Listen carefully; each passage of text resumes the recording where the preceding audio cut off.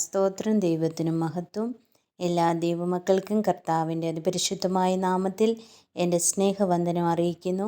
ഇന്ന് ഞാൻ വായിക്കാൻ പോകുന്നത് സങ്കീർത്തനം 118.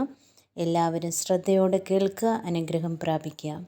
യഹോവയ്ക്ക് സ്തോത്രം ചെയ്യുവിൻ, അവൻ നല്ലവനല്ലോ, അവൻ്റെ ദയ എന്നേക്കുമുള്ളത്. അവൻ്റെ ദയ എന്നേക്കുമുള്ളത് എന്ന് ഇസ്രായേൽ പറയട്ടെ. അവൻ്റെ ദയ എന്നേക്കുമുള്ളത് എന്ന് അഹരോൻ ഗൃഹം പറയട്ടെ. അവൻ്റെ ദയ എന്നേക്കുമുള്ളത് എന്ന് യഹോവ ഭക്തർ പറയട്ടെ. ഞെരുക്കത്തിൽ ഞാൻ യഹോവയെ വിളിച്ചപേക്ഷിച്ചു. യഹോവ ഉത്തരമരുളി എന്നെ വിശാല സ്ഥലത്താക്കി. യഹോവ എൻ്റെ പക്ഷത്തുണ്ട്, ഞാൻ പേടിക്കയില്ല. മനുഷ്യൻ എന്നോട് എന്തു ചെയ്യും? എന്നെ സഹായിക്കുന്നവരോടുകൂടെ യഹോവ എൻ്റെ പക്ഷത്തുണ്ട്. ഞാൻ എന്നെ പകയ്ക്കുന്നവരെ കണ്ട് രസിക്കും. മനുഷ്യനിൽ ആശ്രയിക്കുന്നതിനേക്കാൾ യഹോവയിൽ ആശ്രയിക്കുന്നത് നല്ലത്. പ്രഭുക്കന്മാരിൽ ആശ്രയിക്കുന്നതിനേക്കാൾ യഹോവയിൽ ആശ്രയിക്കുന്നത് നല്ലത്. സകല ജാതികളും എന്നെ ചുറ്റിവളഞ്ഞു.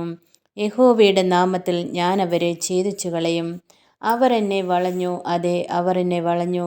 യഹോവയുടെ നാമത്തിൽ ഞാൻ അവരെ ഛേദിച്ചു കളയും. അവർ തേനീച്ച പോലെ എന്നെ ചുറ്റിവളഞ്ഞു, മുൾത്തീ പോലെ അവർ കെട്ടുപോയി. യഹോവയുടെ നാമത്തിൽ ഞാൻ അവരെ ഛേദിച്ചു കളയും. ഞാൻ വീഴുവാൻ തക്കവണ്ണം നീ എന്നെ തള്ളി, എങ്കിലും യഹോവ എന്നെ സഹായിച്ചു. യഹോവ എൻ്റെ ബലവും എൻ്റെ കീർത്തനവുമാകുന്നു. അവൻ എനിക്ക് രക്ഷയായും തീർന്നു. ഉല്ലാസത്തിൻ്റെയും ജയത്തിൻ്റെയും ഘോഷം നീതിമാന്മാരുടെ കൂടാരങ്ങളിലുണ്ട്. യഹോവയുടെ വലങ്കൈ വീര്യം പ്രവർത്തിക്കുന്നു. യഹോവയുടെ വലങ്കൈ ഉയർന്നിരിക്കുന്നു.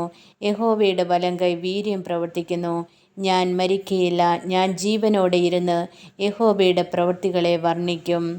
ആമേൻ.